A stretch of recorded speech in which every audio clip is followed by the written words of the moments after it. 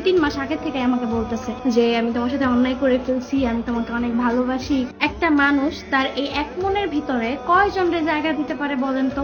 আর একটা বেড়ায় এক মনের ভিতরে 4টা না 5টা জায়গা। সবাই যা সন্দেহ করেছিল শেষ পর্যন্ত তাই সঠিক হলো। আলম হাসানের পঞ্চম বউয়ের মধ্যে একমাত্র সেরা বউ ছিল শর্মিলা। আর এই শর্মিলার কারণেই মুক্তাকে ডিভোর্স দিয়েছিল আলম হাসান। এবার শর্মিলা নিজেই ফেসবুক লাইভে এসে স্বীকারোক্তি দিল।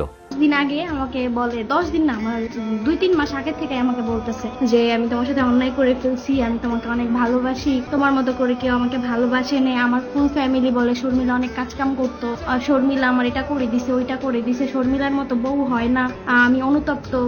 বলার পরে সেই বেড়ায় কেমনে আবার 1 সপ্তাহের মধ্যে হচ্ছে এই আরেক বেড়ার বউরে বাগাইলো এ পরে বলেন তো গাইস।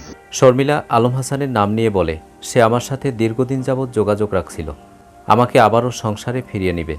সে তার ভুল স্বীকার করেছে, সে আমার জন্য অনেক অনুতপ্ত।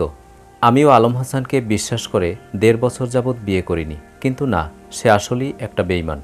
ওর বিয়ে করা এখন নেশা হয়ে গেছে। এইসব বেঈমানের কি শাস্তি হওয়া দরকার আপনারাই বলুন তো।